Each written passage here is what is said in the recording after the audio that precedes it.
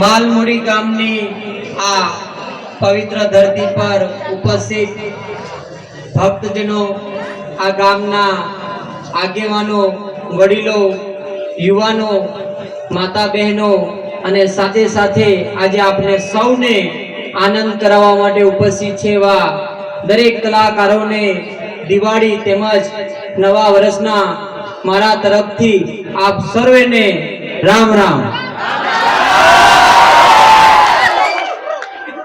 દિવાળીનો તહેવાર આવે છે અને આપણે સૌ આપણા ખેતરમાં, આપણા આંગણામાં, હાથી દાદાના મંદિરે આપણે સૌ દીવો સળગાવીએ છીએ અને દીવા સાથે આજુબાજુ અજવાળું થઈ જાય છે।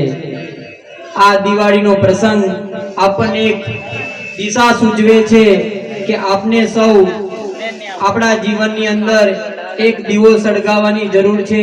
એ દીવો શિક્ષણ રૂપી છે। આપણે સૌએ ભણવાની જરૂર છે। સાથે સાથે આપણે સૌ ઘરનો શણગાર કરીએ છીએ, નવી ગાડી લાવીએ છીએ, નવા કપડાં લાવીએ છીએ અને ગામડે ગામડે આપણે મીઠાઈઓ વેચીએ છીએ। ત્યારે આ વસ્તુ એવું આપણને સૂચવે છે કે આપણે સૌએ આપણા ઘરની અંદર, આપણા પરિવારની અંદર, આપણા ગામમાં કોઈ બાળકો ભણે છે તો એને આપણે સૌએ મદદ કરવાની જરૂર છે।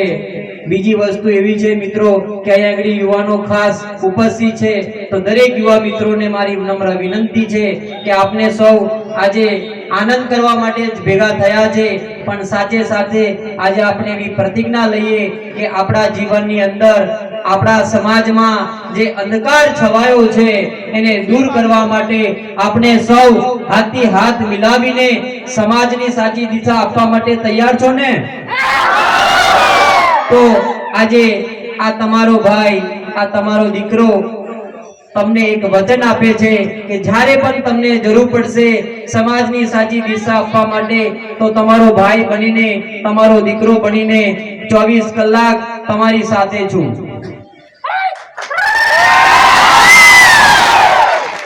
બીજી વસ્તુ કે આ ગામમાંથી હું જ્યારે નીકળું છું, આજે તો આ ગામ મારું પરિવાર જેવું થઈ ગયું છે। 24 કલાક આ રસ્તે આવતો જતો રહું છું, એટલે નાના બાળકથી લઈને વડીલો, આ ગામ મારા માટે કાયમી યાદગાર રહેશે અને મારા જીવનના છેલ્લા શ્વાસ સુધી આ ગામને ક્યારે પણ જરૂર પડે ત્યારે મને યાદ કરજો। આ તમારો દીકરો તમારા ગામ માટે એક જ ફોનની અંદર તમારા ગામ વચ્ચે આવીને ઉભો રહેશે।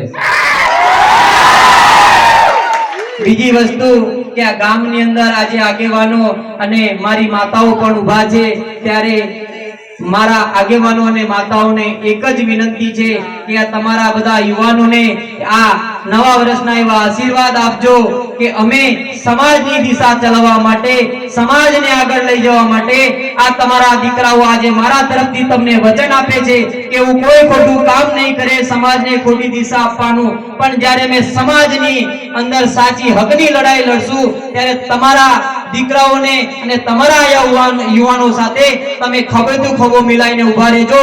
એવા જ આશીર્વાદ આજ દિવાળી નિમિત્તે તમારી પાસે અમે વિનંતી કરીને માંગીએ છીએ। તમે બધા આપશો ને?